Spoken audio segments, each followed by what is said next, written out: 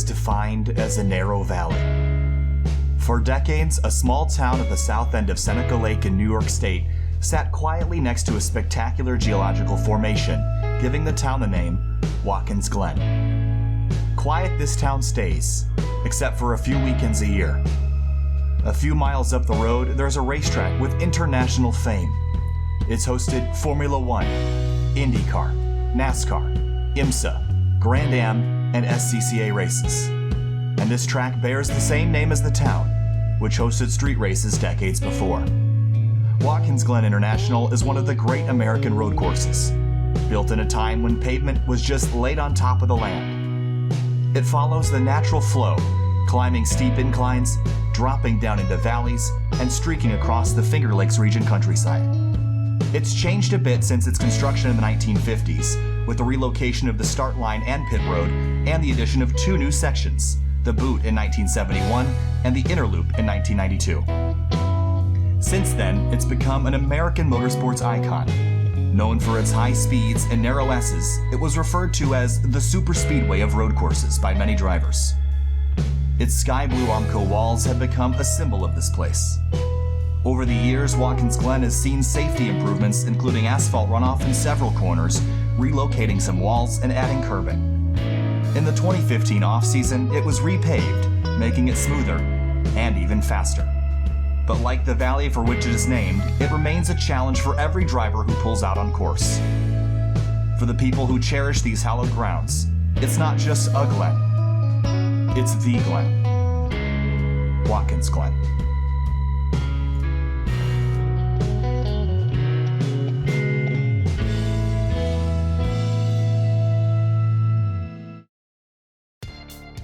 As the summer months grow warmer and the world returns to racing, the SPEC MX-5 SimRacing Challenge rages on into round number 4. The Finger Lakes region of upstate New York has hosted racing since the mid-1940s, when the first post-World War II race was held in the streets of Watkins Glen. When street racing was deemed too dangerous, Cameron Argent singer Bill Milliken and a team of engineers from Cornell University designed a course on 500 acres of land southwest of the town. Today, it's known as Watkins Glen International, the super speedway of road courses. It's time for round number 4 of the 2020 SPEC MX-5 Sim Racing Challenge, giving sim racers the opportunity to kickstart their real-world racing career thanks to Level Up Racing School, Winding Road Magazine, and Ripmotech. Welcome to Winding Road. My name is Kyle Heyer. Tonight I'm joined by Finian Dcunha, as always, from SimTV, as well as last year's champion DJ Alessandrini, as we begin round number 4 from the 11-turn, 3.4-mile Watkins Glen, New York. Welcome, Finian and DJ, and Finian, Watkins Glen, home track for us. This is going to be a really, really fun race this evening. Yeah, absolutely looking forward to being here tonight. As you're saying, a homecoming for us back at this track with a pretty solid field of drivers kicking off the next round of the season after a great race last week, or last round. And DJ, you were the champion of the series last year in 2019. You won yourself the opportunity to test drive a SPEC MX-5 or a SPEC MX-5 Challenge car at some point when things were kind of returned somewhat to normal. But Watkins Glen was around last year that you probably would rather forget. Didn't go the way you wanted it to last year. Yeah, I don't actually remember too much about Watkins Glen. I remember it was toward the end of the season and race 1 didn't go well, but I think I won race 2, if I remember correctly. Yeah. We have high standards for you here, DJ. I think race 1 is one of the few races where I actually had a wreck. I just got caught up in something just entering one of the corners. Somebody was a little optimistic and I was a little mean to them, and it bit me. But another memory I have from last year of this track was Chris Henn just being monstrously fast at this track. Right now he's sitting about top 10 in qualifying, and he's got a lot of quick drivers in front of him right now.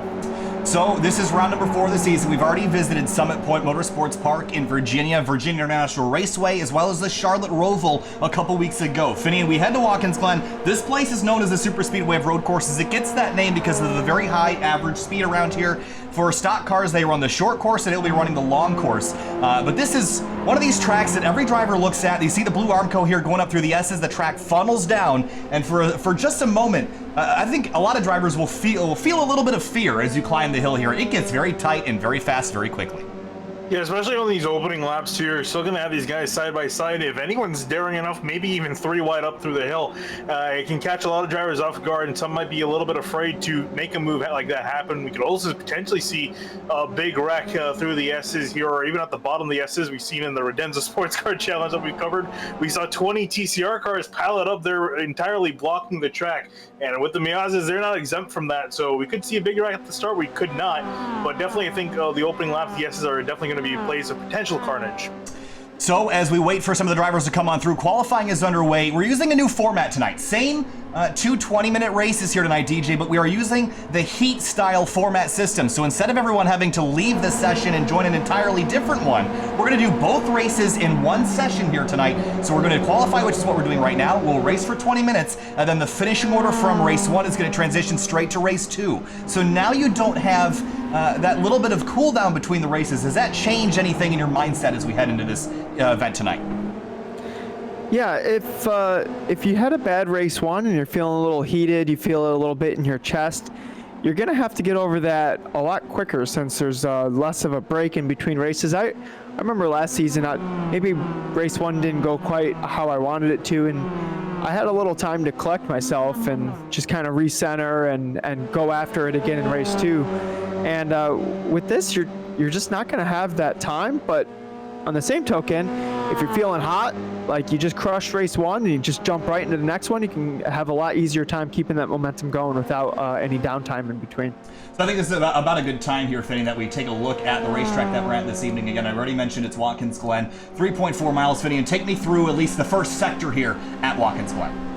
Yeah, absolutely. Heading down past the start-finish line, down into turn 1, going to be a fantastic passing opportunity for a lot of drivers. You can expect to see a lot of action going on down into that corner. Then out of turn 1, you got to make sure you get a good exit, because then you're going to be heading up through the S's, full throttle, back to the right, back to the left, and back to the right again, heading onto the long back straightaway into the bus stop. And in the bus stop, we also call it the inner loop, the back straight chicane. It's got a number of names, but it's a fun section to sling your car through. But then you can get down into a little bit more of a technical section. It was added in 1971. It's called the boot, DJ, and this is where, you don't really see as many passing opportunities, but in a car like this, I think you got plenty of space and plenty of time to make something happen down there. Yeah, turn 6 is where I was wrecked last year, and that's a really easy turn to get caught up in some shenanigans due to you kind of take a little bit of a later apex in it, but it leaves the inside door open, and if somebody's brave enough, they'll be able to wedge their car in there, and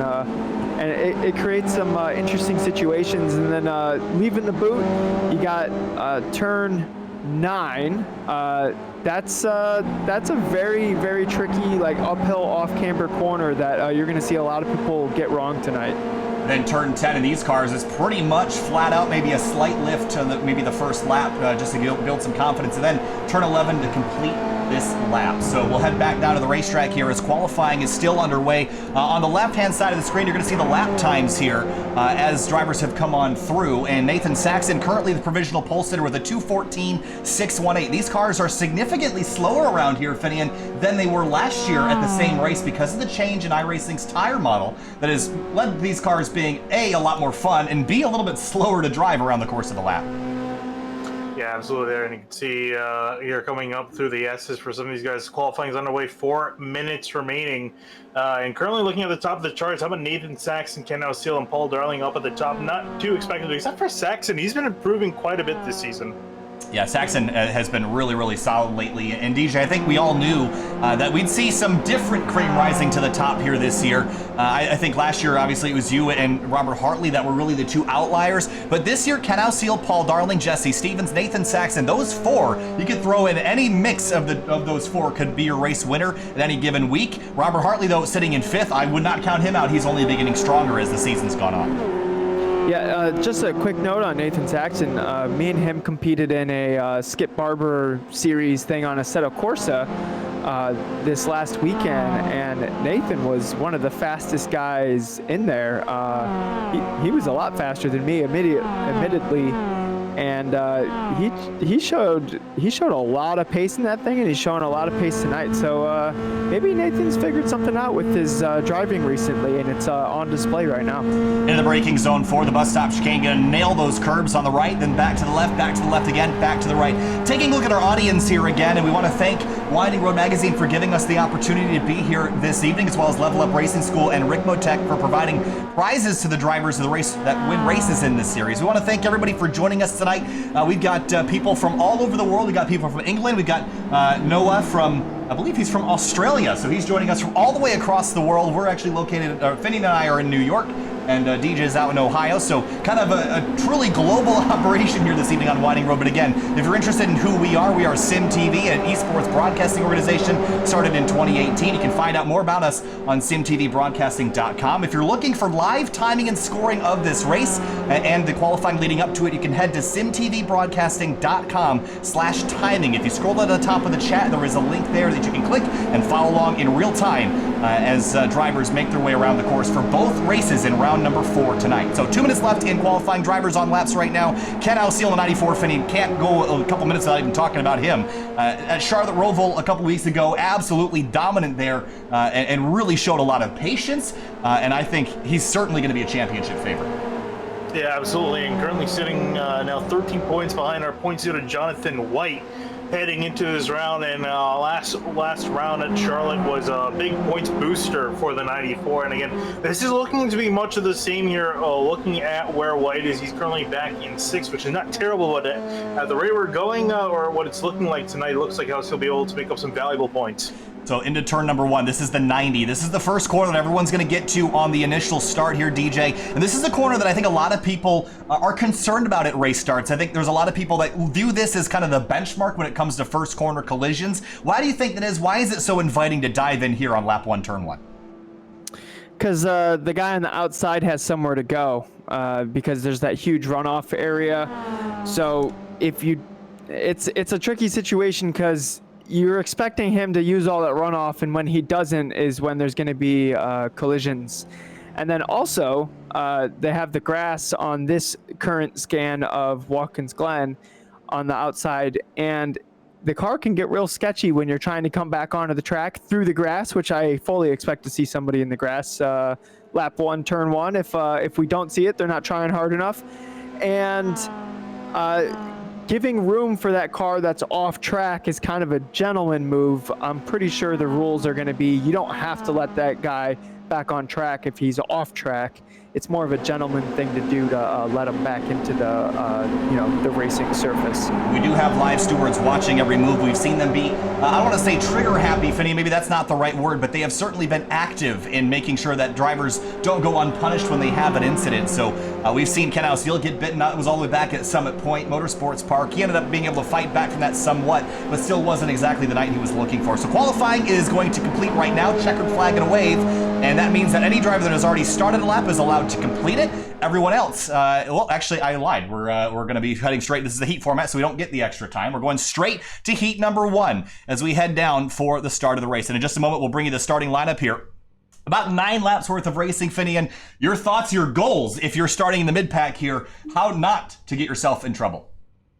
It's really just going to require, I think, a lot of patience. And again, like I was saying, I really think, the biggest trouble spot, at least at the beginning, is going up through the S's, those first few corners. It's a really tight section. The walls are right up against the track. And it's very inviting, especially in the opening few corners, to try to make up as many spots as possible. But you're going to need to require some patience. Wait till the guys wait till the bus stop. And then you can kind of start getting yourself situated and start moving your way up the order.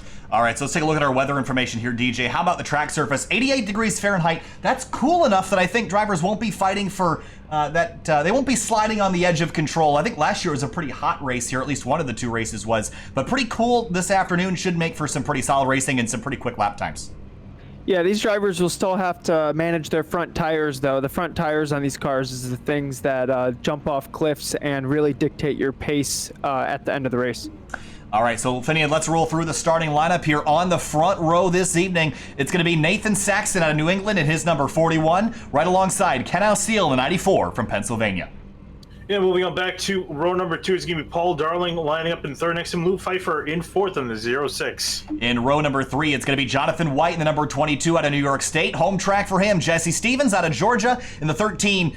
New child for him in the last couple weeks. Looking forward to seeing him get out there this evening. 7th place is going to have Robert Hartley in the 03 next to him. Nick Del Campo in the 15 going to line up in 8th. 9th place, Chris Taylor in the number 53. He had a really good performance at the Roval last week in race number 2. Michael Borden starts 10th in the number 42.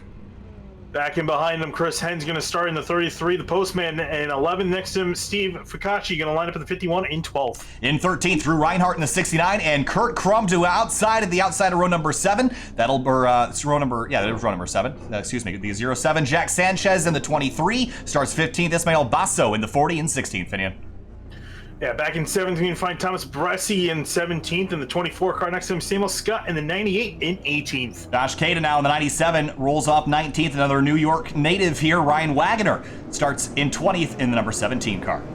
Tony Chow going to line up in the 21st position. Next to him in 22nd, going to be Gustavo Pagano in the 11 car. Mitchell Peak starts in 23rd out of Canada in his number 21 car. Evan Schickel starts 24th, another New Yorker in the number 77. Kevin Zhu going to line up in 25th. Next to him in 26th, the 89 MX Bagman going to line up, completing that row. Brian Chmielski starts 27th. Justin Hall in 28th in the 64 car out of Florida. Back into row 15, going to be Alexander Lukowski. Sorry. Rekowitz is what you're looking for there. Sorry, I keep messing his name up every single week. Scott McIntyre next to him in 30th. That was funny. And we go with Brian Stone 31st out of California. Mark Snodgrass in 32nd. Corentin Dubois in the 76 and 33rd. Rob Lebel in the 14 out of in 34th. And rounding out the field here tonight is going to be John D. Allen. He is a competitor in this series, or at least in the past, and it is his birthday tomorrow. So happy birthday to John D. Allen. DJ starting from the tail. Man, Finian messes up one name and you just take the rest of his job. Absolutely. You're fired, Finian. I'm just kidding. I love you. So we head down the back straightaway here. We got about a half a pace lap left. I'm not seeing a lot of tire warming going on in the rear, but if we go back up to the front, not seeing a lot of it here either, DJ. Why do you think that would be? I would think you'd see drivers doing it all over the place, but maybe not as big of a deal this week as it was the last few. Yeah, you know, the first lap might be a little sketchy, but really you're just trying to save those front tires. The front tires on these cars fall off really quickly, and the front tires happen to be very important for the pace of this car, you know, since it's not trying to put down hundreds of horsepower. And once the front tires fall off, you're just going to be a sitting duck to all the drivers around you. All right, so down through turn number 6, the off-camber left-hander that is such a challenging, underrated corner. Then the toe of the boot. As we head down through the laces there, as we look from high above, it looks like a boot. That's why they call it the boot. Then up, out of the toe, and then you head to the heel of the boot. Turn number 8, Finian. That's a good passing opportunity, but it also gets pretty tight down there. So that's one of those places where if you're going to make a pass and you're worried about picking up a penalty, you maybe shouldn't make your move here. Yeah, absolutely. And again, you don't want to risk it too much. And again, that's going to be the big thing tonight, especially with all the grass things. So it's very tempting to, go off and get, an off track and abuse it as well. So guys need to be patient, especially through this section. So now finishing up the formation lap, Chris Henn, the postman. DJ, I'm looking forward to seeing Chris Henn out there. He was a little frustrated earlier in the season, got involved in some collisions, but I think tonight's his night. I think he comes and at least finishes on the podium in at least one of these two races. He's got a lot of work to do starting back in 11th. You're going to see probably like the top 6 cars break away at some point, so Chris is going to have to make some moves rather quickly. But on that note, the top 16 cars are all within a second of each other.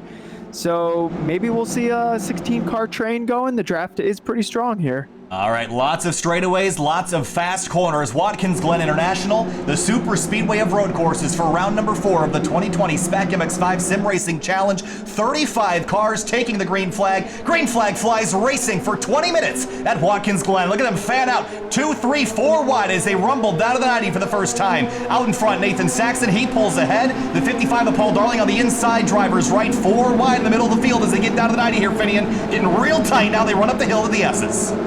Yeah, this is what I was talking about, just having patience in the opening laps here, and so far these guys looking like they're getting double foul for the most part up to the S's as they go side by side here. Oh, and I see 3-way down. Oh, a car hard to the wall in the back. Oh, big crash in the back. Car upside down. That's the 77 of Evan Schickel tumbling on his roof. through the S's. Man. A dangerous accident down there, but that has taken out a number of cars, including Tony Chow and others. Yeah, that's like half the field there. That's a bad place to have a wreck. That was Tony Chow that got turned into the wall. Then the 77 car absolutely went tumbling, or at least I think it was the 77. Yes, it was. Evan Schickel. Here's another. We're not spending too much time on this because there's still racing going on, but he gets turned up and over, barrel rolling, and a few more cars got involved. Like the 76 of Corentin Dubois was in it, Ryan Wagner, Brian Sohn. A lot of cars torn up in that one as we head back out to the front because we're heading down to the boot for the first time here, Finian. Saxon and Houseel have broken away already from Darling, Stevens, and the rest. Yeah, indeed. You can see a giant pack of cars in behind Darling. Everyone's sorting themselves out from 5th all the way on back to around 15th, even further than that, as everyone's in a massive single file line to the boot. Still double wide at the toe of the boot here. A couple green cars nose to tail. Thomas Bresci is one of those such cars. There he is in the number 24 here, DJ. And again, comes from a stock car racing background, and I think that helps at these stock car-esque tracks. Obviously, this is the long course, but Watkins Glen experience is going to help Bresci a little bit as he works by Sam Scott in the 98. Yeah, Thomas Bresci did pretty well at the Charlotte Roval last round, and that has some NASCAR heritage as well. So maybe Thomas Bresci will be the hard charger for this race. I mean, he's already up 3 spots just on the first lap alone, or 2 spots. So we're going to head down. Oh, behind him, trouble. That's the 97 car. Josh Cade now almost got hooked into the wall by the 43 of Kevin Zhu. They'll somehow make it out of that, but we go back up to the front. Saxon and Houseel. Now, Finian, the goal is for Darling and Stevens to be able to catch them, but Saxon and Houseel are not going to battle. They're going to work together and try to break away as much as they can. Yeah, absolutely. That's really the best call for between both these drivers because they can easily just keep it amongst themselves for this race win. If not, have a solid second place if things don't go their way. And they want to try to keep Darling and Stevens out of this because both those guys really fast drivers, and they're gonna be trying to do their best this entire run to catch back up to that 94. And again, no track limits to worry about at the exit of turn 1. That's fair game to race on tonight, DJ. So that's certainly a problem area. Look at this stack up behind Ismael Basso in the number 40, Sam Scott, and looks like that is Thomas Bresci side by side behind him as they head through the S's. It's certainly getting frisky back here, but you know, the more they fight, the more the cars in front of them start to disappear unless they have a lot more pace than the cars that are currently in front of them. Then it's worth fighting, but you kind of have to work together a little bit.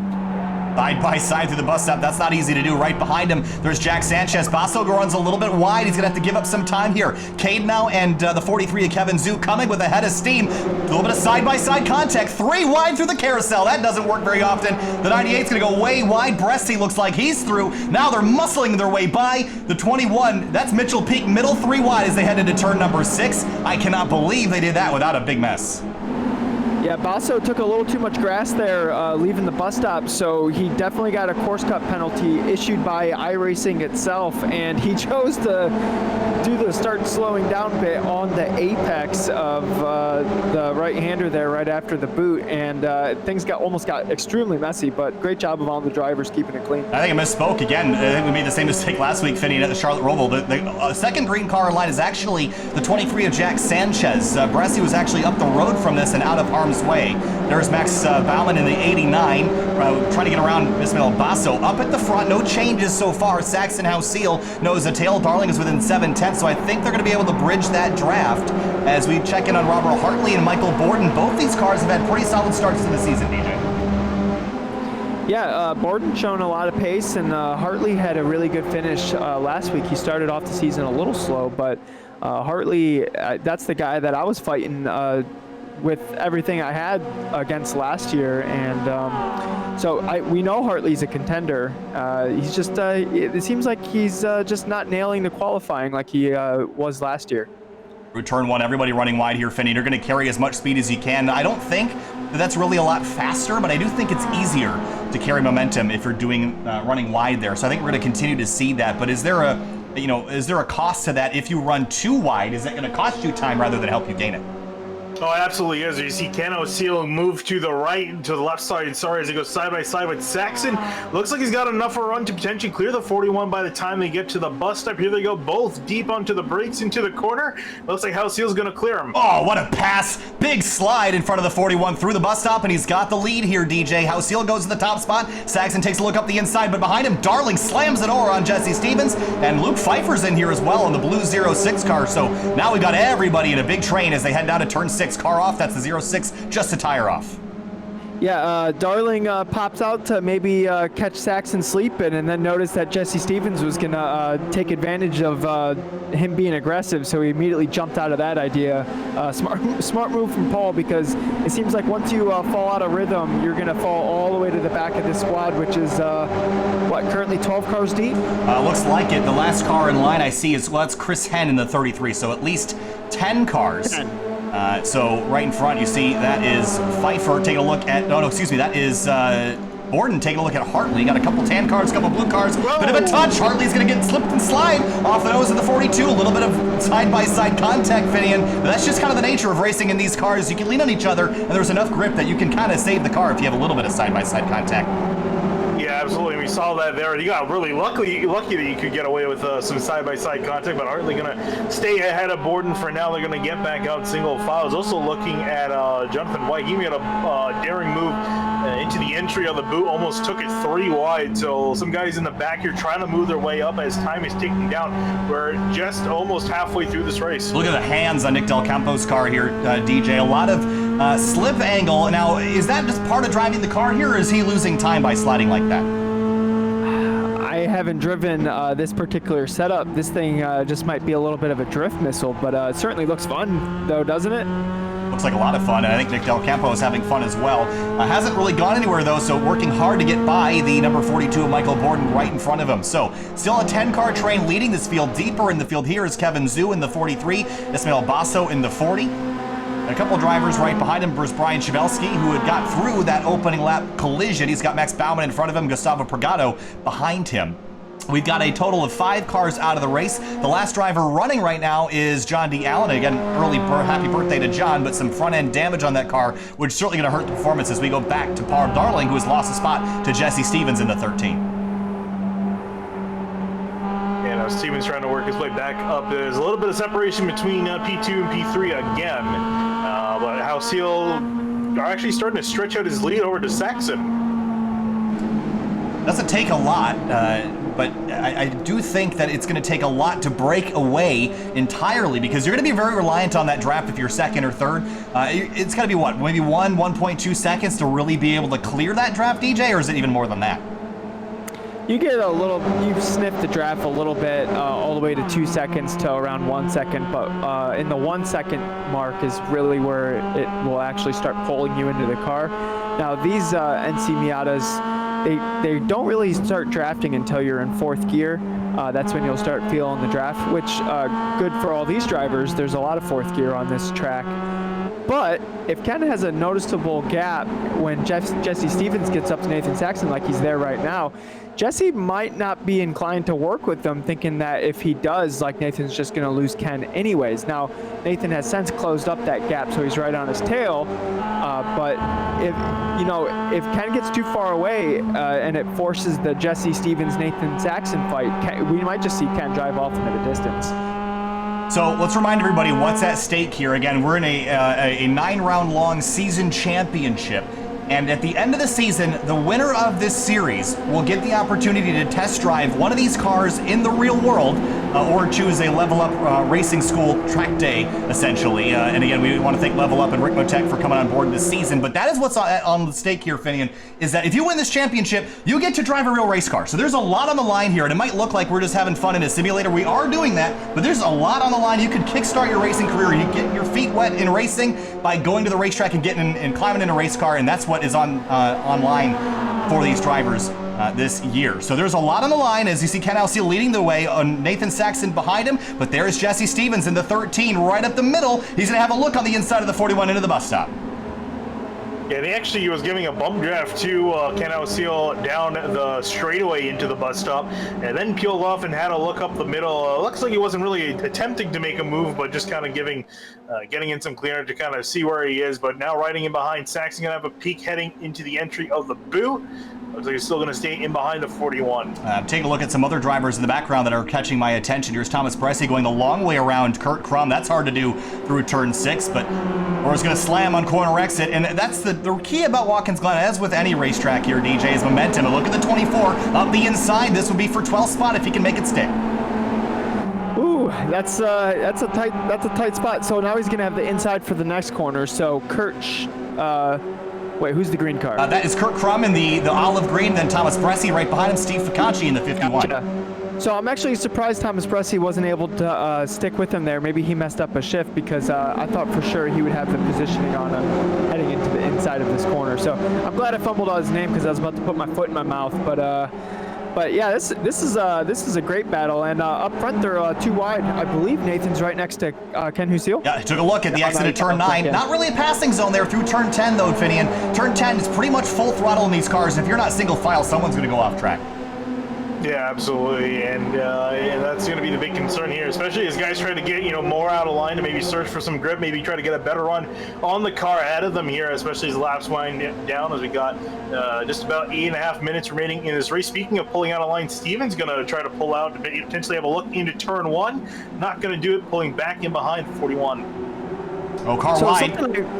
Sorry, DJ. Nick Del Campo running way wide at the exit of turn 1 through the grass, and he's got to get back on course. And look at the 33 going to dive up the inside to turn 2, DJ. Yeah, he lost a lot of time. Now, so something I noticed last lap is Ken Husil actually moved to the side to give Jesse Stevens the draft. See how he's giving him the draft? Now, I don't know if Ken Husil is trying to give Jesse the draft so that they go fighting into the bus stop, and hopefully something happens in Ken's favor. Or he would rather have Jesse Stevens behind him. So we'll have to see how that plays out. See, it's getting real messy behind Ken, and if anything happens, it's basically a free win for Ken. So he might be trying to instigate a fight. Behind him, Paul Darling. He's in it. And Jesse Stevens as well, and that's exactly what you're talking about there, DJs. See them tangled up together on the inside of the carousel. And those two cars having it coming together. Doesn't look like there's any major damage on these cars. Ooh, Paul Darling might, but they're going to get back rolling again as the rest of the field rolls on by. Let's go back and take a look at what happened. I think this was just an opportunity that somebody saw. I think it was Darling that saw an opportunity. The hole open to the inside right here. Door is open. He's going to go stick the nose in, and the door closes. That's just a classic racing incident there. I think Jesse thought he could close the hole, but the hole was already filled with Paul Darling in that case. I think Jesse he saw what was happening, but saw it a little too late in that circumstance. It's hard to see the guys running at the front have issues. That's just tough to watch as a race fan. Well, the big beneficiary was Chris Henn. He peeled his way through that. Look where he popped out, Finian, into 5th place. He's up 6 spots. Look at Robert Hartley in 3rd. Some damage on the nose of that car, but more importantly, Finian, look at the 2 leaders. Saxon and Houseel have pulled a 1.4 second gap over Robert Hartley. Yeah, that helped them effectively break away from the draft. They got a massive gap, and this is kind of at the limit of where you can even get any draft at all, at a 1.5 seconds between Saxon and Hartley here, coming back across the line. And speaking of Hartley going defensive, as Borden's got a run, and then we got a battle for 3rd brewing. Turn 1, Hartley going to try to lean on the brakes a little bit deeper, but Borden's going to get on by. And I can't imagine that front end damage is going to be very helpful on a track with this high of a V max here, DJ. A lot of speed to be carried, and if you've got any bodywork damage, you're going to feel it here. Yeah, even with that, Hartley got a better run out of that corner than is that Borden in front of him? Yep. Yeah, with than Borden in front of him, but. I mean, Borden's got to be throwing some fast laps down, or they're going to be fighting for 3rd place here and waiting for lap 2. And now you got Chris Henn on the outside of Hartley. It looks like it's going to be a 2-car race in the front here.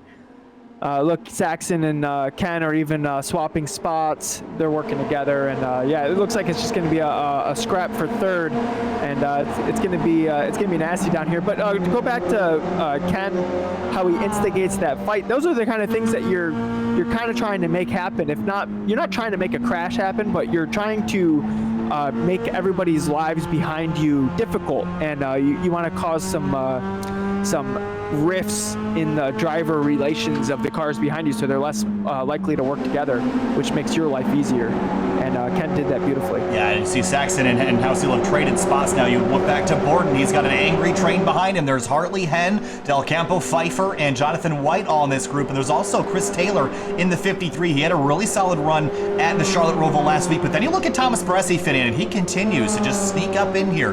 5 seconds back with 5 minutes to go. It's going to be 2 laps to go this time through. But again, a pretty solid race for him, given that he started 17th mid-pack and he avoided a lot of incidents. Jesse Stevens in the 13. Uh-oh, big damage on this car.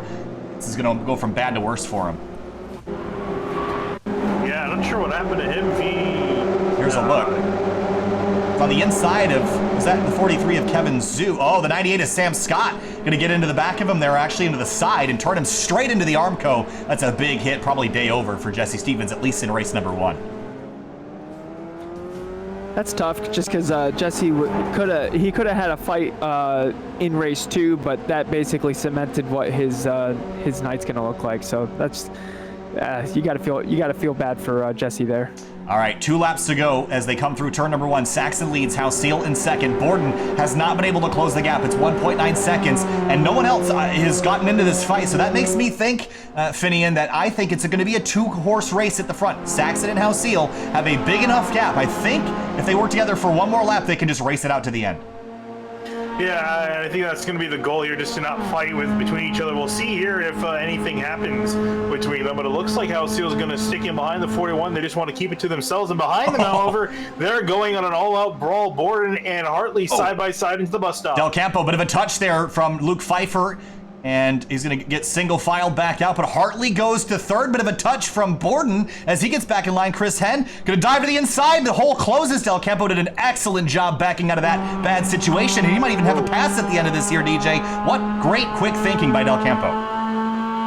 Yeah, that was heads-up defensive driving on his end, and Chris Henn also realizing that he almost spun himself off of Nick.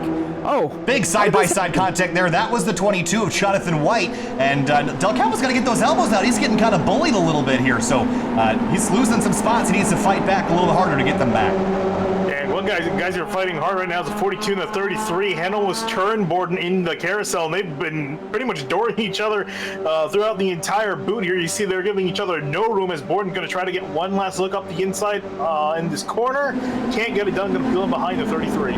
They got to be careful, though, because you're letting Hartley get away, and once he's away, he's just gone. You're never going to see him again. They're also probably drawing the attention of the stewards as well, so they're going to have a microscope on you if you make any sort of mistake, and that would certainly be a bad way to start race number 2 is from the tail of the field, and that would be a bad way to finish out this race as well. So this time through, Saxon has a half-second lead over Ken Houseel. DJ, this tells me that Houseel's building a gap so that he can use the draft and blow right by Saxon up on the back straightaway. White flag in the air this time through. Half-second might be a little too much. Maybe Ken made a mistake. I bet it's down to like 4 or 3/10 by the time they come across the finish line here. 4.5 tenths that time through. Okay, yeah. I don't know. I think Ken's a little too far back. He might make me a liar, but yeah, Saxon went way too wide in turn 1 though in comparison to Houseel. So we'll see now Houseel going to try to get as much draft as possible off the hill, really closing in. Yeah, look at the speed that he's gathering here, DJ. 107, 108. He's got a 3, 4, 5 mile an hour advantage now as he closes in on Saxon. He's going to have a huge run here. Which side do you go, right or left? Whatever way the other guy doesn't go. Looks like he's going to go left into the braking zone for the bus stop. Side by side for the race lead and SPEC MX-5 SimRacing Challenge. Saxon dives into the bus stop. Big slide through the middle of the inner loop. Crash behind him. Chris Henn, the postman, going to go for a wild slide into the gravel trap as the leaders come through the carousel. Houseel, that was his opportunity. It's a half second now, too far back to do anything with it. Meanwhile, behind him, Borden has a rear view mirror full of race cars. Yeah, this is a mess just trying to defend from all these guys in behind. But you got Pfeiffer, Del Campo lining up for a pass. You look at Pfeiffer now trying to have a look up the inside as they head towards the toe of the boot. Final half a lap here, and Nathan Saxon leads the way. Houseel's closed back up slightly, but I'm not sure it's going to be enough. Borden and Pfeiffer. Oh, look, there's a car up on the curb. That's Del Campo trying to get every bit of rotation he can. Here comes Jonathan White. Chris Taylor to the inside. That's for 8th.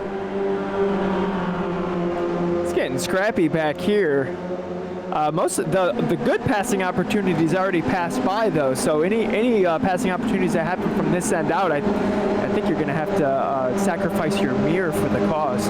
Well, for Nathan Saxon, he doesn't have to sacrifice anything. He did an incredible job defending. He went driver's right, took all the curb that he needed, and look at the gap that Houseel has lost to Robert Hartley. Is behind him. There's a big hornet's nest around 8th or 9th place, but Nathan Saxon is going to come through turn number 10. An excellent race for him. He started on pole. He's going to come on through this time, and he'll pick up the checkered flag. Nathan Saxon will win. SPEC MX-5 Challenge.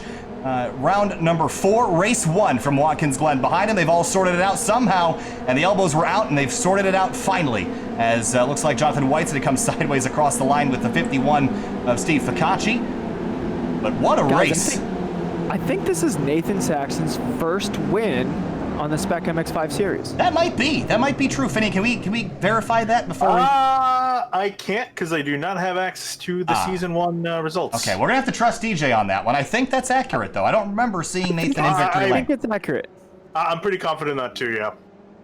I mean, he's gonna be like, guys, I won the first race of Sonoma last year.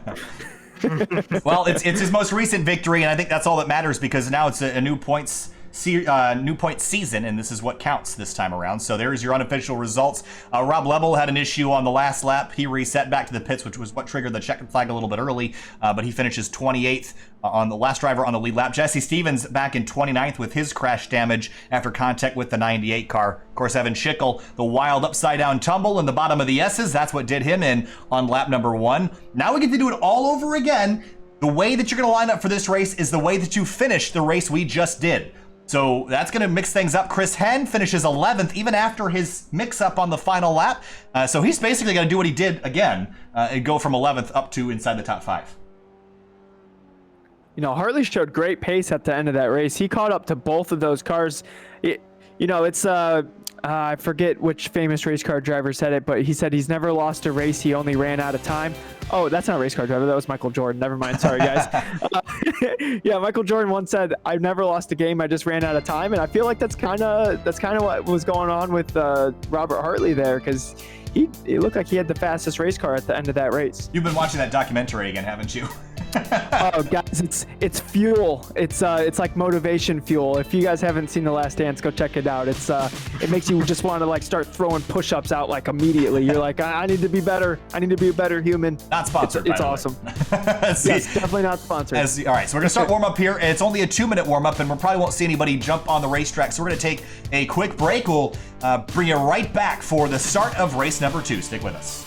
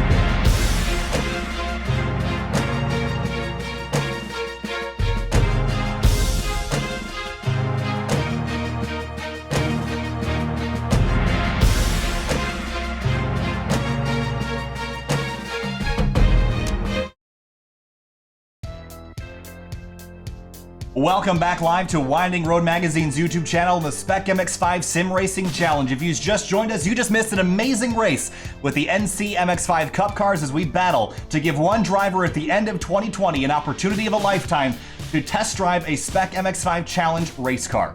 Now it's time for the second race of the night, another 20 minutes with the starting order set from the finishing order of the race we just did. We're gonna head down to the racetrack, guys. But before we really go over the starting grid for the second race, I did want to briefly talk about one particular spot on the racetrack, and this was very important at the end of race number 1. We're looking at the entry to the bus stop chicane right here. The reason why I wanted to talk about this is, DJ, you were talking during the break about how the passing opportunity is early in the lap. Well, there's really two main passing opportunities. There's really one down into turn number 1, but that will set you up to get passed again right here into the bus stop chicane. Why is that? Because if you take a look right here, this is such an important corner because there's these curbs right here. On driver's right and driver's left. You can actually pretty much straight line it over these curbs to the right and to the left of them. And DJ, that is where Nathan Saxon went all the way to the right onto the grass to try to make sure that he carried enough speed through the outside of it to finish out the bus stop and not lose time to Ken Ausiel, and that was why he won that race. Yeah, if you make the wall your apex, you greatly open up the path through the bus stop, and you can hold a lot more speed. And if you're under attack, it's definitely worth taking an incident point there, especially on the last lap. And for those who don't know, an incident point is basically when you drag tires off track, you'll gather an incident point. They only have a limited amount of those before they get a penalty. It's kind of the way iRacing polices being a hooligan. So we got our starting lineup there on the left-hand side of the screen. We'll let that show you where everyone's going to be starting. And again, I'm really interested to see how Thomas Bressi fares in this race. He'll be starting in 8th and was one of our biggest movers in race number 1 of the night. Again, comes from the Fuel Racing League over on the iRacing side and has a lot of experience in stock cars, which you run Watkins Glen quite a bit. Watkins Glen is one of those tracks that's pretty much used everywhere, Finian, but I don't think it hurts to have experience in cars that are a lot faster and a lot bulkier, so when you get in something light and nimble, you can even toss around this car a lot more, so it makes it a little easier. Yeah, absolutely. It definitely helps to just have some sort of experience, going around the track. Obviously, like you're saying, different machines, different amounts of power, different handling characteristics, but just working your way around this track and just, how to set up for certain corners and how to get good exits off of certain corners, which ones are important to do. It definitely helps and carries over from different series. All right, let's look at the track map one more time again for those that have just joined. We're at Watkins Glen International, the 3.4-mile full course, including the boot. DJ, you mentioned earlier the passing opportunities at this track. Well, really the bus stop is one, but you mentioned at the end of race 1, down into turn number 8. That's an opportunity there, but you're getting kind of desperate. Where's the last place on this racetrack that you can make a pass? Is it turn 8, or do you think you can make something happen coming out of 11 onto the front straight? I've seen some crazy moves into 11 that for some reason stick when they definitely shouldn't. So, 11 is definitely the very last place. The last reasonable place to make a pass is going into the bus stop. After that, you kind of have to wait for that guy to make a mistake. But honestly, at the level that these drivers are at, they're not going to be making mistakes on the second half of the course. So you really have to get that pass done in the first half of the first half of the lap, or try to force them into a mistake on some level. All right, so now we are into the second half of the lap on our formation lap. Again, another 20-minute race to settle this out for good here, Finian. Predictions for race number 2. Saxon and Ausiel fight it out amongst themselves again, or do we bring in a 3rd or 4th driver to mix it up? Well, I definitely think Hartley is going to be a factor. It wasn't really a factor in the first race, but after starting in 7th, finishing in 3rd in race 1, going to be starting now in 3rd, right up there with Saxon and Ausiel. You can bet that he's going to try to stick with them as much as possible here as we come to the green flag. Track surface about 5 degrees cooler than it was in race 1. We'll see if that affects the handling at all. Might make the cars a little bit quicker, more grip available for these cars. Pace car pulls off the SPEC MX-5 SimRacing Challenge. Green flag back in the air for race number 2 of round 4. Ismail Basso in the number 40 to the inside. Kurt Crum goes to block. 3, 4 wide at the front straightaway again as they head down into turn 1. 3 wide in the middle is Luke Pfeiffer in the 06. That's the blue car. 5 wide for just a moment as they head down into the first quarter. The 97 to Caden now way on the outside. He spins in turn number 1 right in the middle of the field. Everybody's scattering to get around him. Sam Scott touches him, but I think the rest of the field has gotten through amazingly. You can't do that at Watkins Glen and get away with it, but they just did. Yeah, absolutely. My eyes are definitely in the back of the field. We had a massive wreck last time by. It looks like everyone's going to make it through this time by out of the S's okay, but it's going to be Saxon, Ausiel, Hartley, our leaders coming out of the S's, and here you see Michael Borden side by side with Hartley for that 3rd spot. Into the bus stop for the first time. It's going to get really dicey here, DJ. 3 wide for a moment, but the 42's through to 4th place. How impressive is it that a car spun toward the front of the field and not a single car was damaged? That's everybody needs to go play the lottery. I think Sam Scott got a piece of it. He's reset back to the pits, but other than that, there were no casualties out of that collision. Amazing driving by everybody involved. There's Nick Del Campo on the outside of the 0-3 of Robert Hartley, and Hartley's going to complete that pass as Del Campo. You see the brake lights light up. He's going to run wide, going to leave an opportunity for the driver behind him. That, I believe, is Pfeiffer to have a look up the middle 3 wide as Bresci goes wide on driver's left, and up the inside comes Ficacci in the 51. That got real dicey. Up the inside is an understatement. He absolutely dove it in there to the inside of the 0-6 and made a little bit of contact with Pfeiffer as well, but they somewhat sorted it out as they head now to the heel of the boot, and there's Bresci peeling off to make a pass on Del Campo.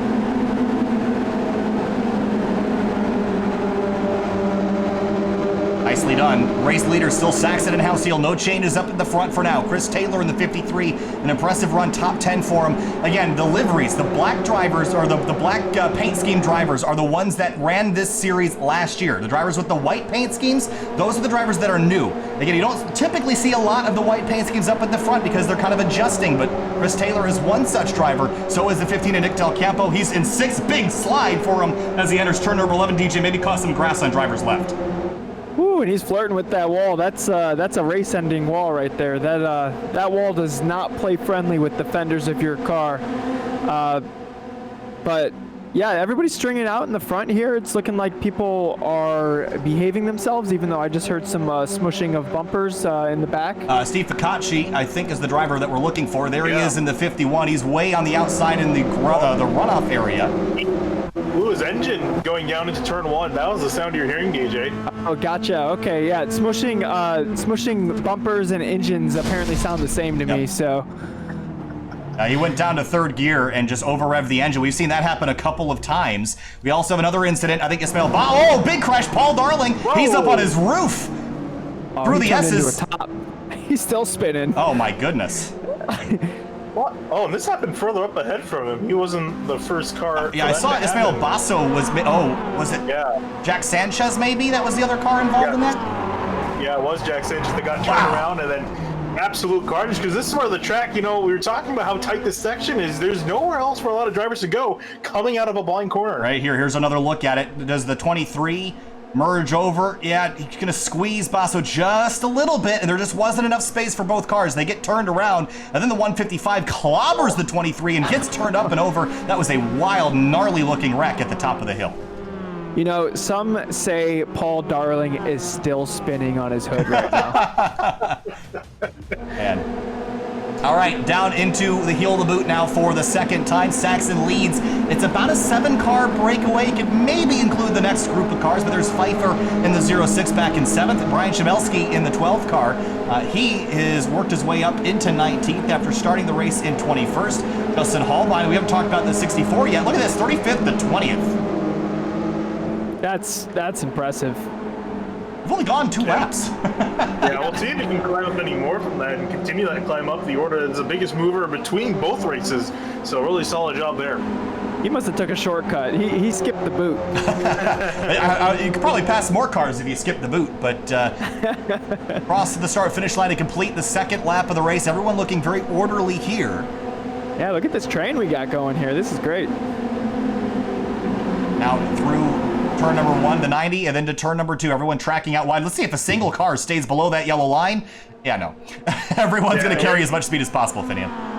Yeah, you definitely compromise yourself if you stay below that yellow line. There's a fine balance. You don't want to go too wide, but you also don't want to keep yourself too much to the actual racetrack confinement. But looking at Ken Alceel riding on the back of Saxon, he's not going anywhere. And Michael Borden's got a massive run. His 42 machine trying to make a move. Is he going to have a look? There he goes into the bus stop. Oh, that got really dicey. He moved over the braking zone, going to get back in line before they hit the curbs for the inner loop. That was really close, but Halceel hangs on to 2nd. You see right behind Robert Hartley now no longer has damage on the front of his car. He had some crash damage in race 1, DJ, and I don't like having Hartley in 4th because I know that he's not going to finish there. He's certainly going to come forward. It's just a matter of time. Hartley is really good at playing the long game. He might be just sitting back, making sure that he has really good front tires at the end of this race, and I have a feeling in the last 5 minutes we're actually going to see what Hartley's made of. You know, it depends on how much pressure he gets from behind, though, because he might have to use up some of the tires just to keep those drivers behind, because you don't want to drop too far back, because then you're going to have to work too hard to get in the fighting position. Now, if you're Ken Husil right now, you want to defend Nathan, and if you feel like you have to attack him to defend yourself, then you do so. But the more you can protect first place, being in second is the better chance that you'll be in the front toward the end of the race, and that's where Ken wants to be. Another driver we haven't really talked about a whole lot yet tonight, Finian, is Mitchell Peak in the number 21. Started 16th up to 13th. He started pretty deep in the field in race 1, so using the entire night to come forward, but he's done a pretty good job. I don't think he's quite where he wants to be. I think he was a little bit better at the end of last season, but I think the level of competition through the field has come up significantly since the tail end of last season. That may be contributing to Peak's qualifying efforts, but he's moving forward and doing a good job right now as he closes in on Drew Reinhardt in the 69. Yeah, qualifying really hasn't been his particular strong suit. I mean, his highest qualifying position so far this season was 14th, so it's been okay around in the midfield, but again, where he needs to be, which is really up inside of the top 10, top 5 to really get some solid points. He hasn't been there as he works on the back of Reinhardt up ahead. And there's Jesse Stevens in the 13. Remember the incident in the carousel in race number 1 with Paul Darling, DJ, but trying to recover the best he can. The points picture, though, I don't think you can afford to have as much bad luck as Stevens has had and go out and win this championship. I guess it's possible, but you know, you have to be pretty close to perfect, and especially with drivers like Ken Husil who have been almost flawless this season. As we got a battle for the race lead into the bus stop, it's going to get probably a poor result for the 13 car tonight. Yeah, so Ken Husil felt the pressure from Michael Borden, and even though he might rather be fine sitting in second place, we got a car spun in. No. Yep, that was Nick Del Campo. That was a little bit of side-by-side contact with the 24 of Thomas Bresci, and so Del Campo probably going to be a little bit upset with that. Let's go back and take a look. He's in a bad spot on the racetrack as well in the carousel, but if we look from up above, was there a touch here from the 24? I don't think the 15 gave him enough room, guys. No, yeah, if you look on board with Bresci, he was in the grass trying to avoid contact. There's really not much more he could do. Yeah, let's go back one more time and right on board with Bresci, and you can see him there. He gets in. You see, Jesse Stevens had an issue. We'll take you there in a moment. But you see, he's on the inside. He's there. And all the way on the curb, and the 15 still doesn't give him enough room. So there's issues there. Meanwhile, let's check in on Jesse Stevens because he had an issue as well. Was that at the exit of the bus stop? Maybe did he catch the tail end of this incident? No, he had it into the toe of the boot is where his incident happened. Let's just fast forward and head down there. Oh, there was contact from the 21 of Mitchell Peak. That's what sent him around for a loop. So he's all the way back in 27th after nosing into the barrier. Let's catch back up live because we had a pass for the lead and Husil has moved into the top spot, DJ, as Saxon moves back to P2. This worked out for them pretty well for the majority of race number 1, but now Hartley sits in 3rd. Yeah, we'll see if Ken can instigate that fight for those people behind him again. Now, if Saxon was completely content with staying in second for now, he would try to give himself a little bit of a gap to create a run, and that run would defend himself from the guy in 3rd place because he would also have to check up a little bit. So you give yourself a little space going into turn 1, give yourself a gap to 1st so you don't run out of a run, if that makes sense. So the guy behind you doesn't just pop when you get to the guy in 1st place's bumper. Some mind games maybe going on there on the front straightaway there, Finney. We saw Robert Hartley go all the way down to the pit wall. Was that just to get in the head of Nathan Saxon? Because it looks like he's now there. He's now to the inside as the front two go side by side into the bus stop. Yeah, here they go. This is where you can see a lot of accidents happen. We've seen especially in the carousel as well, as it looks like they might be heading side by side. Saxon barely going to clear Husil. Great move by the 41. Behind him and into turn number 6, you see the 0-3 of Hartley diving up the inside. Going to try to get overlap on the 94. Can't do it here, DJ. Look behind, though. Michael Borden looking a little bit unsettled in 4th. I think he's going to try to go forward, maybe take the 0-3 with him. I don't see Borden taking anybody with him. He's out for blood, man. And also an update for Mitchell Peak. He was given a black flag for causing the incident between himself and Jesse Stevens. Yeah, so penalty for the 21. Thanks for the update there, Finian, as we now have an 8-car breakaway. The 9th car in line is Chris Henn in the 33, the postman as they call him. He's about 1.5 back, but if you sort of get an accordion effect sometimes here, DJ, will that bring in Henn as this race goes on with 9 minutes to go? Yeah, but then he's going to have all those cars to work through. So, I mean, Henn can try to get some more points, but as far as winning, he'd basically have to beat Dale Earnhardt to work his way through this many cars with the number of laps left. 8.5 minutes to go. Lap number 6 of 9 this time through Hausiel. Very calculated behind Saxon right now. And this is the calm before the storm. We saw this at the end of race 1 as well, where we saw this very nice, even single-file racing, and then the last lap is when everything broke loose. You see the 21 in the background, Mitchell Peak, serving that penalty for the contact with the number 13, and that's going to make his day go from pretty okay to not very good. There's John D. Allen again. Happy early birthday to John. It'll be his birthday tomorrow. He rides in 12th right now. He started dead last in race 1 and 26th in race 2. He's up a bunch of spots now to 12th. Kyle, did you say this was calm? It's calm from the outside. I'm sure the drivers are having a time of their lives right now. Oh, definitely come for the lead. Making me look like idiots, guys. Down the back straightaway, double wide. Here comes Hartley on driver's left. This is going to get really dicey. He's going to back out. Hausiel's going to let Hartley in line. You see all the curbing being taken there by Hartley on driver's left. Oh, Pfeiffer, big loose moment through the bus stop. He caught it, though. So now Ken Hausiel finds himself in a place where he's got to get through 2 cars to win this race with 4 laps remaining. We're going to be coming to, we're basically 4 to go this time. It'll be 3 to go next time by.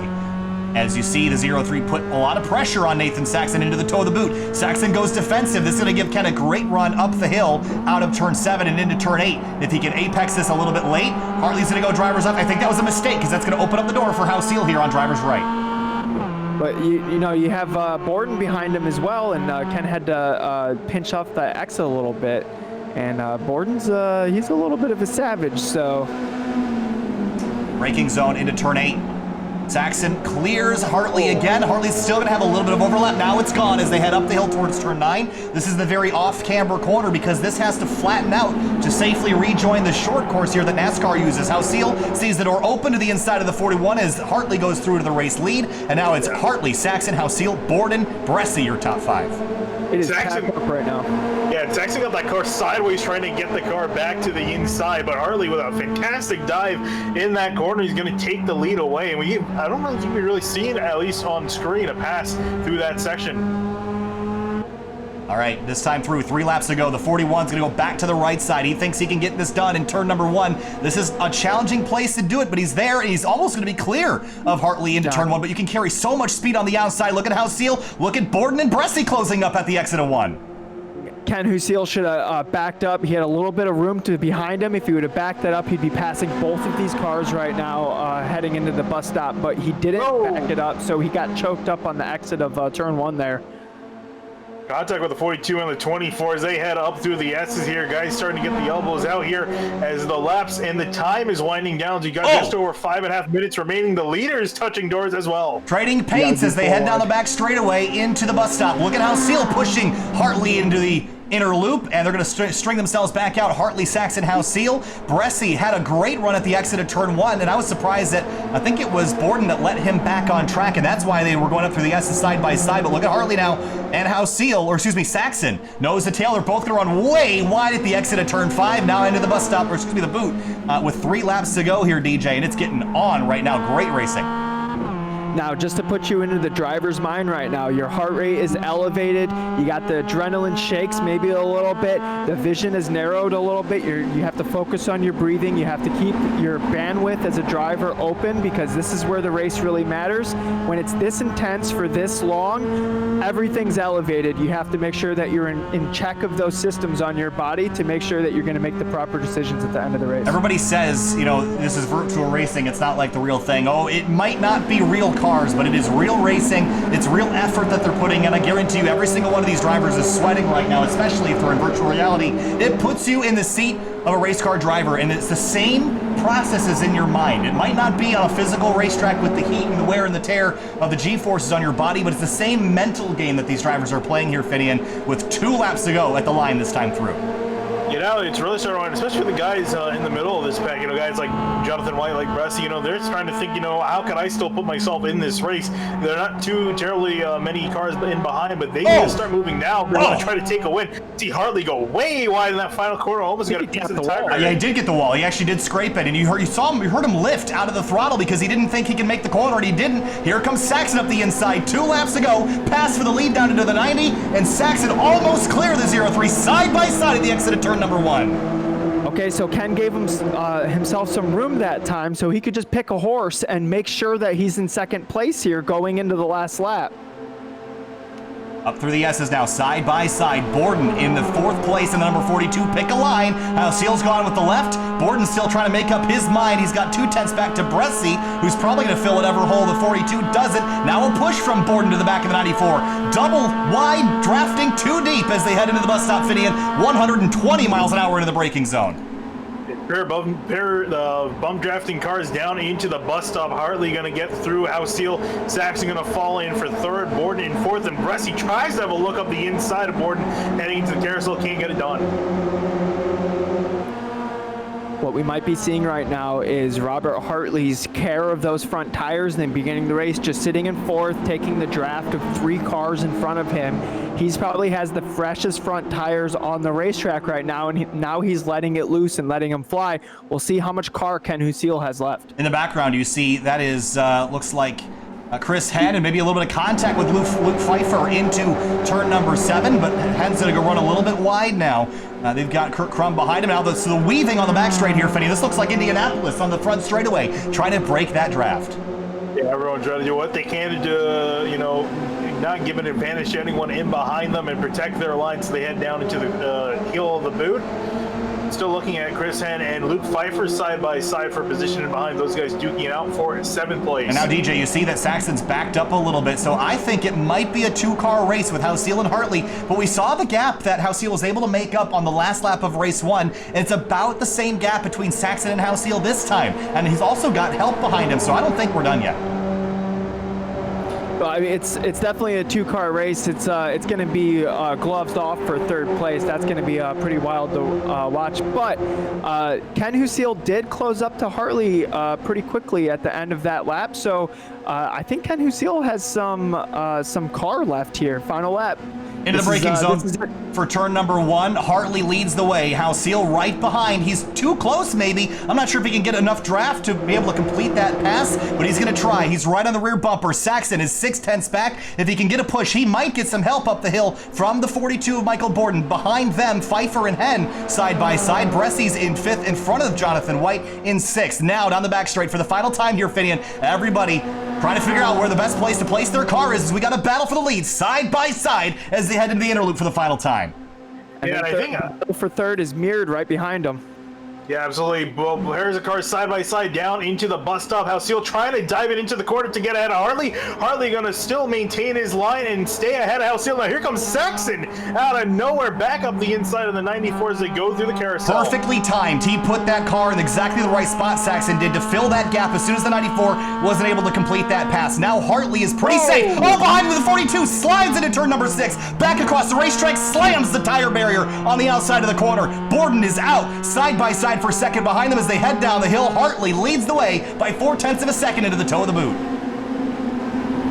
Oh, and Seal going to absolutely send it. He might go off track. He's barely going to keep it on, but completely missed the corner. Saxon going to sail on through. Now here comes Bressy for 3rd place. Bressy having one heck of a race here. A podium would be awesome for Thomas Bressy. It's kind of hard not to root for him, huh? It really isn't. Go ahead, Finian. I was going to say, it really is hard to not root for him here as we look at Bressy still trying to work on Seal. I was going to say he's under investigation for making contact with Borden, so this might not be where he finishes. Oh boy, so drama on the final lap. Meanwhile, for the race lead, Robert Hartley in the 0-3. Checkered flag is in the hands of the starter. All he has to do is finish 2 more corners, no mistakes. Nathan Saxon did an amazing move up the inside of the final lap in the bus stop to get past Ken Seal, but it's not going to be enough. Robert Hartley What a race for him. Checkered flag waves. Started third, worked his way to the lead, and he will win SPEC MX-5 Sim Racing Challenge round number 4, race 2, as Saxon, Hausiel, Bresci, and White finish the rest of the top 5. Man, that was awesome. You know, you at one point in the race, you said that was the calm before the storm. I think that was the storm before the tornado. That's what we did this race too. Wow, what a drive by Robert Hartley in the 0-3. And again, the qualifying efforts really haven't been where we expected them to be, but his racing efforts, DJ, have been absolutely phenomenal. We'll go back and take a look at the bus stop and then the incident with Bresci and Borden in just a moment. But here's a look at your race results. Hartley gets the job done. Disappointing night for Mitchell Peak. He'll finish out this race in 29th after receiving a penalty for the contact earlier with the 13 of Jesse Stevens, who comes back in 31st. That's going to be a big hit in the point standings. And also looking at the finishing order between Hartley, Saxon, and Hausiel, they finished in the top 3 in both races, just in different orders. Really impressive. Let's go back. I do want to find the incident. Well, first, let's go back and take a look at Nathan Saxon's move into the bus stop on the final lap. It was such a good job that he did to get himself in that particular position. It's so hard to make a pass through the bus stop, DJ, I'm sure you know, but he lined it up so that he was on the inside at the exit of the bus stop into the carousel, which is such a critical point on this lap. Yeah, can we get a on board on Michael Borden? Yes. Because I think that will show us kind of exactly what happened, because they were side by side going into the bus stop, and then Borden pulled out of that, and that's really what gave Nathan the chance to go attack Hausiel. I bet Ken saw those two fighting behind, and he thought, well, I can either live or die on this. I'm not under too much threat from behind. Yeah, see, Borden checks up, which allows Nathan to be there. I bet Ken wasn't expecting him. Like, right now, this is a surprise to Ken. There's no way that's not a surprise. Or Ken wouldn't have fought that spot that hard. Because I believe if Ken got second place there, he would have been the points winner for the night. Oh, yeah, and that might draw a penalty, Finian. I wouldn't be surprised. You saw the, we got to look at this again in slow motion here to see really. So the 24's inside. I do think that they're going to put him at fault for that, Finian. That's, you know, one of those opportunities that you can put the nose in there. It's the last lap. I know it's, you know, you want to, but maybe that wasn't the best decision, because that might draw a penalty and either points or positions for the 24 car. I don't know. They're not under the brakes yet. Yeah. I mean, I don't know. That's tough. If we go back and we look at this again, I mean, so, yeah, you know, that 42 actually might move back left here, guys. He did a little bit. That's what I'm saying. Like, the Borden started to move to the right, and so did Bresci, and then Borden then moved back to the left, maybe potentially to try to get up on the inside of Ken and not realizing that Bresci was there. Yeah. But you see, the movement, the flow of the cars is moving to the right. So Bresci, without probably even thinking about it, just naturally wants to open up the corner along with every other car in front of him. But then when Borden moves back to the left, it's a little unpredictable. They're already inches apart. You have a wreck like that. That's just how it works. But Hartley winning and showing once again how he's a world-class racing driver. He's Hartley's pretty good, man. Yeah, it was a really amazing race. Both races tonight were epic. We're going to talk to some of our race winners and a few other drivers, so stay with us. We'll be right back in just a few minutes to talk to our race-winning drivers. Stay with us.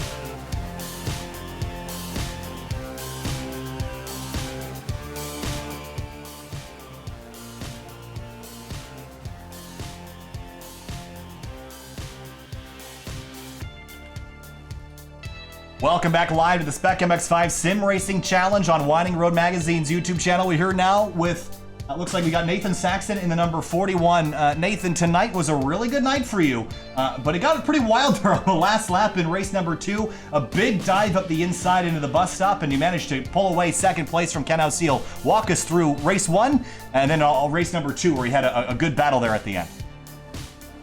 I was just trying to get my first win. I've been doing this from the start and been so close, but finally got it. And yeah, Ken raced me really fair that race, and I could tell he was being smart and thinking about points. And then race 2, it was all gloves were off. We were that was one of the closest races I've ever been in. That I don't know if any of us even got into each other. It was awesome. Obviously tonight, I think it was really elbows out, especially the last couple laps of these races. But earlier, there's a lot of discussion about the passing zones around this racetrack, and I think we saw some unconventional ones tonight.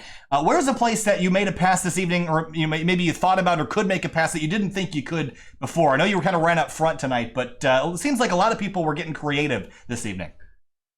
Well, I think going into the bus stops, the traditional one, that's the most popular place because you get such a good run up. But you couldn't really do anything into 1 because you just got bogged down on the inside. And coming out of the bus stop was probably the most opportunistic place. If someone got a bad run, or Ken was side by side with Robert there, you can shove a nose in there, and if the guy lifts, he's screwed because you're on the inside of the whole carousel. And Nathan, congratulations on grabbing your first win in the SPEC MX-5 Sim Racing Challenge, and obviously Rick Mottek providing some prizes for finishing in first. So congratulations on that, and we'll see you next round. Thank you, I have a question real quick. Go for it. Hey, Nathan, did you fist pump at the end of race 1? Did fist pump pretty hard. Yep.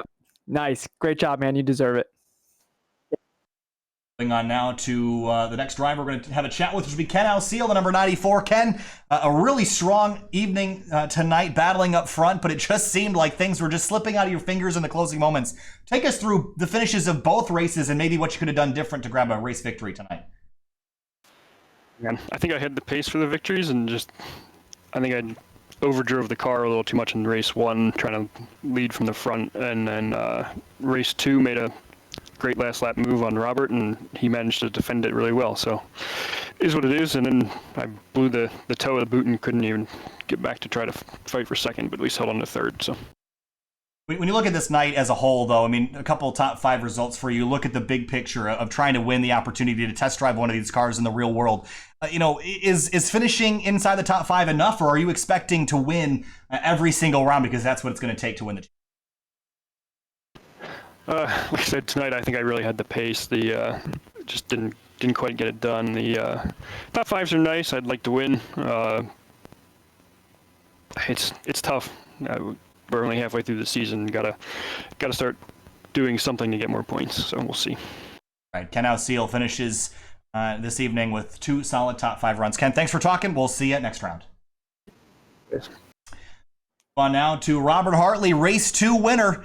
And it seems like things are starting to come together for you, Robert. Another really strong run tonight in race 1, but race number 2, you snagged the victory. Talk to us about tonight and race number 2 at Watkins Glen, where you get your next victory in the SPEC MX-5 Sim Racing Challenge. Yes, good to have some good speed tonight. I was able to work my way, through the top 5 there and come away with a good finish tonight. But that was some tough racing. It was crazy. I didn't know what to do. I was just kind of winging it, trying to stay up front there. And me and Ken go side by side into the bus stop, and I get a half a second gap coming out. And that's what I needed to pull away for the win there at the end. It seems like there was a lot of mind games being played out there. We saw you kind of weaving down the front straightaway, going all the way to the pit wall. Is that really just to get in the driver's head in front of you, or is it to distract them? What's the purpose of that, and how effective is it out there for you? There at the end, I was trying to get me and Ken to break away a little more of a gap there on the front straightaway. So we was trying to get a little gap to third, but and so it could just be me and Ken. Almost worked out, but they got to him at the bus stop. DJ, got anything for Robert? Yeah, Robert, did you get a little cheeky and back Ken up in turn 1 to kind of eliminate his run on the last lap there, or did he just send it up hard into turn 1? Nope, I was going flat out. Congrats, man. You drove great tonight. Thanks, DJ. Robert Hartley comes back with a race victory in race number 2 of round 4. Robert, good luck to you in the next round. Thanks for talking to us. We'll see you later. Thanks, guys. Okay. That's going to do it for the interviews tonight. And it looks like we have lost Finian Dcunha talking with the steward. So we're going to hang tight for just a minute here, DJ, because I think we might have an update on the issue with Thomas Bressi. The more I looked at that, the more I kind of thought it was a racing incident, but it looks like we got Finian back. So what's the call on that, Finian?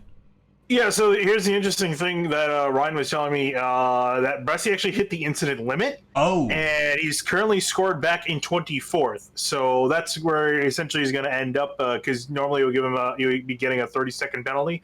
But because he hit that, so he got that penalty as well. So he's going to end up finishing back in 24th, unfortunately. Oh, that's a really bad way to end the night there, DJ. And that's the thing. The administrators and the stewards give you rules, and you got to stay in the box. But every driver is riding that gray line between inside the box and outside the box. And again, we do have an incident limit. You got to keep the tires on the pavement surface at all times. And you get a couple mulligans here and there, DJ, but looks like the 24 stepped over that boundary a bit too much tonight.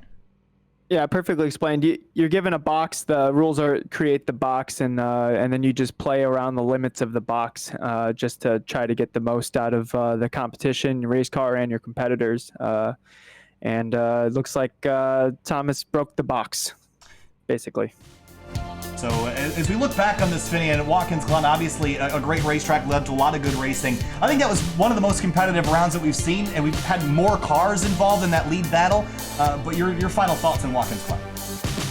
Yep, just another excellent race at the track, honestly. So some great racing for the lead. We saw it a bit in race 1. It was more spread out in race 1. A lot of battles in the midfield at the end of race 2. Everyone was going at it up in the front. It was just a blast to watch. DJ, thanks for joining us again here tonight. But the next round is actually going to be at one of your favorite places, the Michelin Raceway Road Atlanta on the 10th of June. Your thoughts on Road Atlanta as a racetrack and the next site of our championship, round number 5? I'm going to have to double check, but I think they said I could drive in that one. So I might be suiting up and preparing for battle.